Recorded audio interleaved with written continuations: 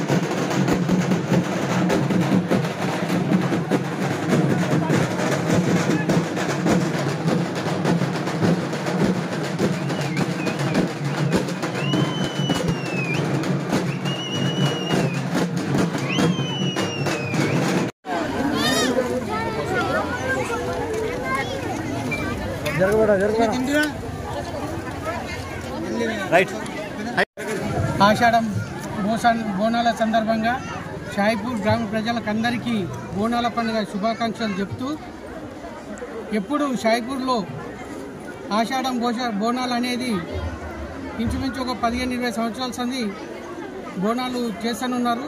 ఈ బోనాలు ఈ అమ్మవార్లకు ఈ ఈశ్వరమ్మ గుడికి ఈరోజు వెళ్తూ సండే రోజు ఇక్కడ కట్టమైసవ గుడి ఉన్నది.